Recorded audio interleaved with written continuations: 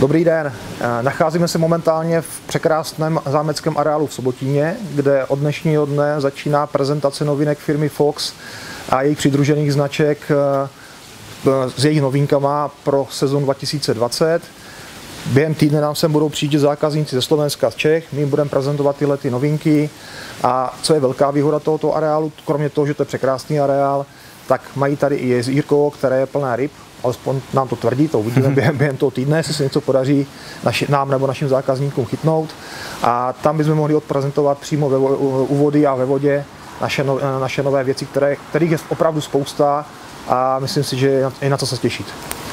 Já vás také zdravím z krásného rezortu Sobotín, kde máme opravdu pěknou exibici, showroom plný novinek. Je to téměř 500 produktů, jak z kaprařiny, z Matrixu, ze Salma i z Rage. No a bude nám sem opravdu jezdit kupu obchodníků z Čech, Moravy i Slovenska a v brzké době tyhle produkty budou určitě i na krámech. Jak jsme dávali průběžně informace o této výstavě na Facebook, tak se hlásilo kupu koncových zákazníků, kteří se sem chtěli podívat. Bohužel to nejde, protože kapacita této akce je omezená, ale máme dobrou zprávu, že v Praze v únoru budeme mít krásný velký stánek, tak jako vždycky, tentokrát o něco větší, kde všechny ty novinky budou ukázány. Takže vás srdečně zveme na tuhle akci a přejeme asi úspěšný konec sezóny po rybářské stránce a příští rok se určitě uvidíme v té Praze. No a my to vlastně můžeme takhle ten úvod skončit a pojďme se podívat na ty novinky, protože to vás zajímá určitě nejvíc. Tak pojďme na to.